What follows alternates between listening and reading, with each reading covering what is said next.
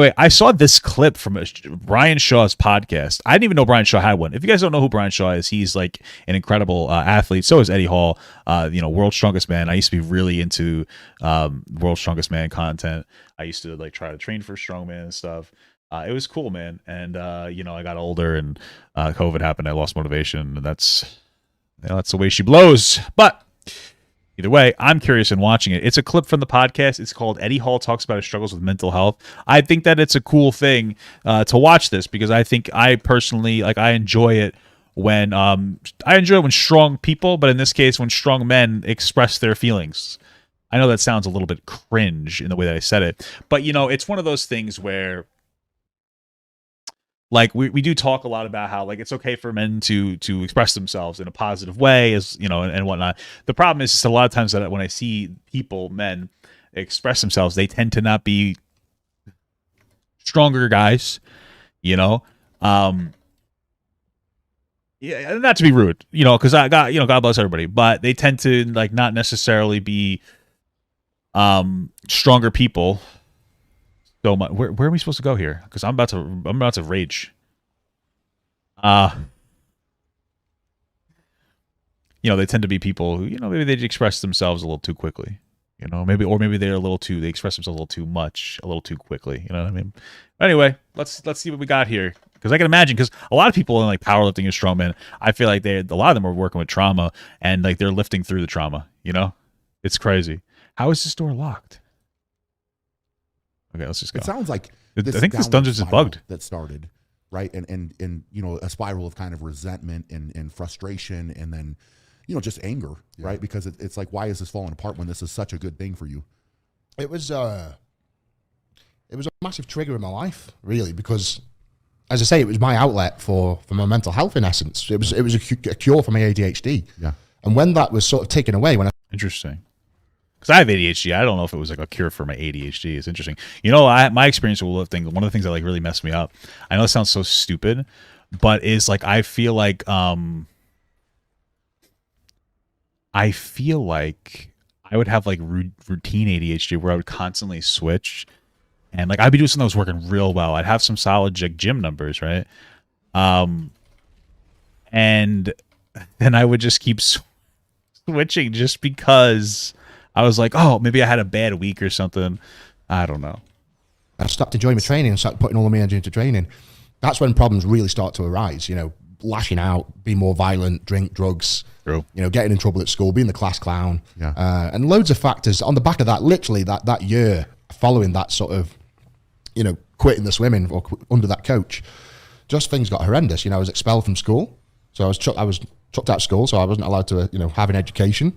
I mean this with sincerity. I was in prison probably every other weekend, fighting or doing something I shouldn't. Yeah. That's nuts. My nan was diagnosed with cancer all around the same time. Damn. I got a girl pregnant. Jesus. Wow. And I think just all these factors just all melted together in one scenario, and I just imploded, man. Yeah. Yeah. That's fucking nuts, man. Bro, I don't know if any of you guys have ever listened to Louis Simmons. I'm pretty sure it's Louis Simmons. The creator of West Side Barbell. Yeah, Louis Simmons. If you've ever seen this guy, if you've ever watched any videos about some of the people that train with his gym, because it's very exclusive. It's an invite only kind of a thing. I don't even think it costs money. A lot of these guys are super troubled and everything, and they struggle with drug addiction and this and that, and you listen to these dudes talk, and they're like, bro, they come into this gym, lifting, working out. It's the only thing that's made my life feel better. And when I'm at the gym and I'm pushing myself, it's the only thing that helps me cope with the pain of my real life. It's so fucked, But I mean, I have to say, some people can have a bad relationship with working out. Sometimes it gets a little too crazy, especially when you go super crazy on gear. But at the end of the day, I mean, it's better than doing drugs. It's a way to have an outlet for your aggression. It's overall good for your mental health, because you're working, you're building something, you're building yourself. It's a solid thing to do.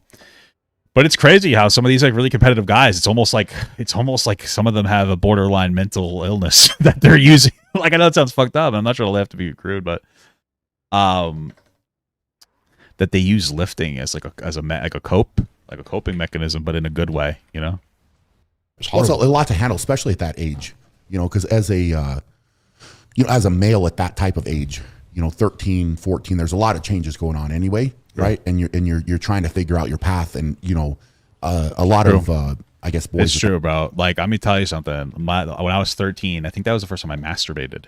I know that's a little personal, but you know, that's what we do here. And I remember I was watching the E channel, and I erupted, and it was so much came out that I was afraid, and I didn't touch my pee-pee for another 6 months. Incredible story, right? It's an incredible story. I feel like a lot of all right, you know, we don't talk enough about the self-esteem issues you get from having too much coom. Some girls are like, ew, that's gross, you know. So, saying that age, you're already trying to build confidence, right? And now you've got this other factor where something that was so stable for you falls apart. Then you've got these other dude, Girls Gone Wild commercials, late night. Oh, Girls Gone Wild, and then they would use the DVD box to censor the boobies. It's pretty crazy.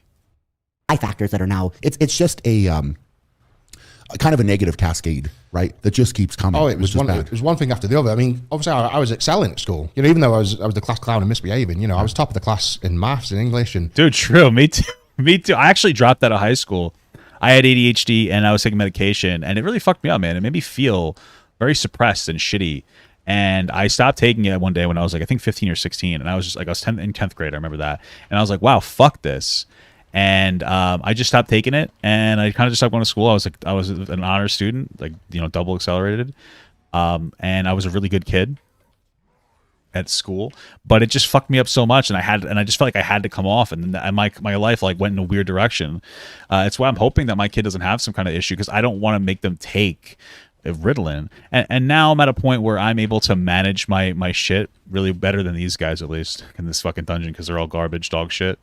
But I'm able to manage my shit without medication. And of course there's struggles, but I recommend trying to do that more than anything else. Wean yourself off the drugs. Maybe not just come right off them. I did a little too cold turkey, but I remember, like, I have OCD too, but I remember my shit was so fucked. I remember sitting in Spanish class with my teacher, and when I was on my shit, I was hyper focused on weird shit sometimes. I remember focusing on him. He would say words, and then I would count the letters in the word, and then it was so weird. It was insane. Just fuck, man. Sometimes you like struggle with these things in such a weird way that makes it like so difficult to like fucking deal with life. Then I got addicted to World of Warcraft, and you know, that when the game was good, and here we are now making a job out of playing World of Warcraft while we talk about mental health and whatever the fuck I want. I even though I was expelled, so I was home tutored. I had to have a teacher come up to my house and sort of go through the lessons with me in the end. And I actually still went back, and I think I got 7. In the UK, we have what we call GCSEs. And I believe that I got 7 GCSEs, some of them like A grades, like A's the best and sort of like F's the worst. Yeah. I got 7 A to C grades. So, so you're still doing fine. This is not really. I remember going to pick up my grades from school and talking to my mates, and no one had got any grades. Wow. No one. Like, everyone had fucking failed. Like, that's crazy. Of course, there were some people, you know, obviously not in my circle, but yeah, in my circle, none of my mates had any grades. They just all just fucking flopped. Yeah. And I was there, like, I did fucking astonishing. Yeah. Comparatively. With being expelled. Yeah.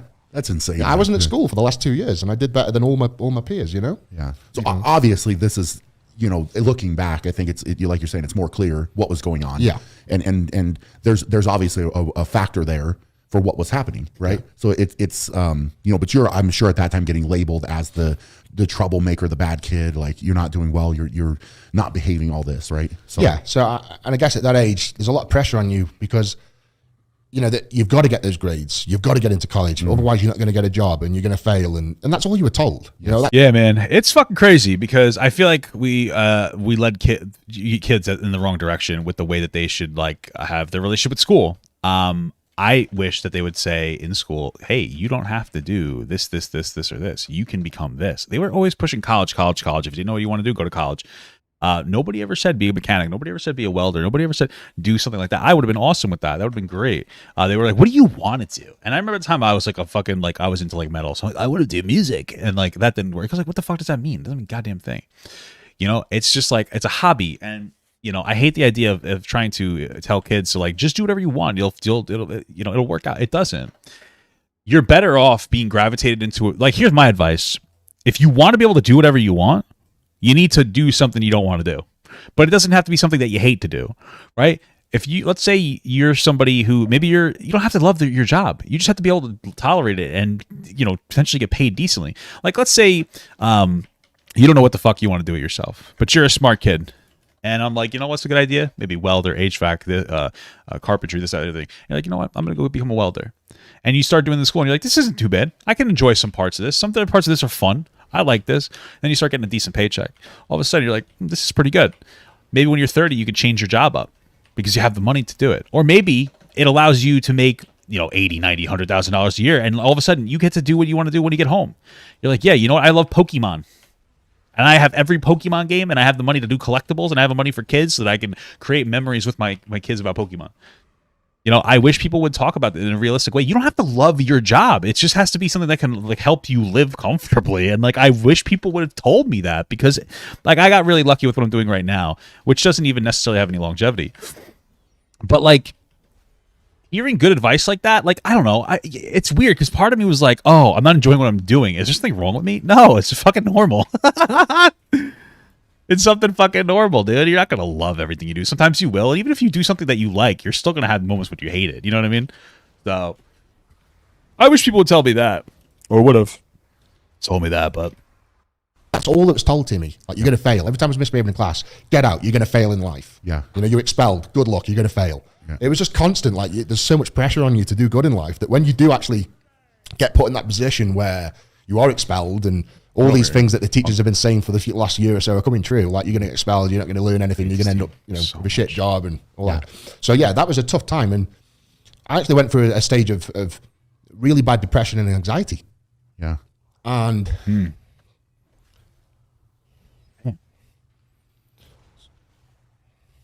must have been fucking. No, it's tough. And I know what you're going to talk about. So it's not easy to have these things happen. And I've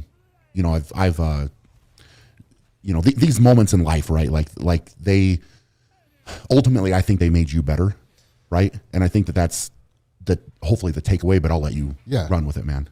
Yeah, man. Before he talks about what he's talking about, I know this sounds weird for some people, and I probably can't articulate this the way that I want to, but there is something about a stronger guy or a stronger person. Let's not even make it a guy, but a stronger person expressing themselves in a way where like they start to open up and they start to cry.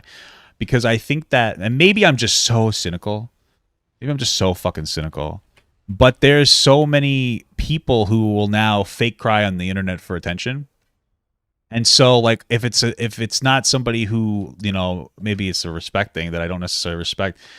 It's like, are you being serious, or are you just kind of like playing it up and shit? So when you see somebody that's like a strong person, like break down a little bit and get a little upset, like, like it's like, it's real, it's real. I mean, so as a 13-year-old kid being prescribed Prozac, which is like an antidepressant, and you're seeing a psychiatrist. So whilst all my mates are at school learning the GCSEs and having fun, I was sat in front of psychiatrists trying to get my life back together. Yeah. It's hard to talk about because it was...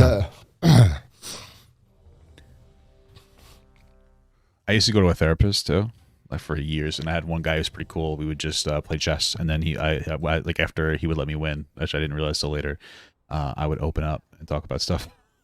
It was crazy. No, it was a really dark time in my life. Yeah, really bad. Yep. And then I suppose, sorry. Don't be sorry, man. The thing about this, Ed, is honestly, it's gonna help so many people that listen to this. It's gonna help them out, right? Because the fact of the matter is, you went through all of this, and look at what you've become, right? Look at how many people look up to you for these things, True. Right? So I've talked about going through dark times here, and in a lot of ways, you have to hit that rock bottom at some points, and it's rock bottom for some people is different than rock bottom for other people. True. But I agree. The fact that you are sharing this and showing the emotion is real, bro. Like it's not anything other than real. So I guess I guess it was a wake up call, because just those 2 years was so miserable. Just like locked in my room on my own, just like literally having the thoughts I wanted to kill myself on a daily basis. Yeah. And then fast forward to about, I would say 15 years of age. And it was my mum that said to me, like, just sat me down one day, and I think you could see from the outside, you know, everything around, all the eyes from the outside could just see I was imploding. Yeah. And my mum sort of sat me down and was like, what the fuck are you going to do? Like, you cannot continue the way you are. You can't stay in your room all day. You can't not go to school. You can't not get a job. You've got to get up and get on with your life. And for whatever conclusion we came to, we decided I was going to join the gym. So instead of being home all day, wanking and playing the PlayStation, whatever else, join the gym. So my mum paid for a membership for me to join a gym. And even though I was only sort of, you know, late 14, 15 years of age, when my mates were at school, I was going to the gym and I was lifting weights. And I was hanging around with guys that took me under their wing very quickly. You know, guys in the 50s, 60s, even 70s, you know, old guys that have been bodybuilding and powerlifting for 40, 50 years. Yeah. And that was where my life got back on track. It's crazy because there's some parallels I have in my life. Like, I was a time where I was just sitting down playing video games for like hours on end, and my mom was eventually just like, we have to force you to do something. And what she had me do was I ended up pushing me into like a game and web design thing. I actually learned a lot. Unfortunately, the program kind of shut itself down halfway through, and I didn't learn enough to like be able to use it as a career. So that was cool. My mom forced me to go stay through the Boy Scouts. That was a good thing too. I wanted to quit at one point. She's like, "You're not doing it. You're not doing anything else. Like, you're not really doing school. You're not doing this. You're going to stay in the Boy Scouts." And I think that helped me a lot too in constructing what I feel it means to be a man. But yeah, you know, it's so funny because I remember talking a while back in the conversation with like Destiny and Abba, and I was talking about how there are people that when you go to the gym, that will criticize you for your weight and like make fun of you. And some people are like, that never happens, that never happens. And it does. It happens more often than you think. It doesn't have to be everybody in the gym making fun of you. It just has to be like one person snickering at you. And the thing is, though, and I said this even then too, but I want to kind of accentuate it. The guys who are super serious about the gym, though, especially those like older guys, they're so different than like everybody else. Like, they're super welcoming. They want to talk to you. They want to like support you. They want to build you up. They want to help you out. And there's some really cool people at the gym, man. That'll care about you too much. I know it sounds like rude, but it's not even rude. It's like they'll be like, yeah, like, what do you need? Like, let me help you. They want to share that knowledge with you and shit. So it's really cool, especially if you're in like a really serious lifting space and you're willing to like listen to what the people have to say. It's really cool. Some people are really good people. It's bananas, you know. It's good shit. But yeah, man, that was a cool bit. I like that segment. I want Papa Gut to pee on my face, but just as a friend. There's nothing weird about that. I want him to pee on my face.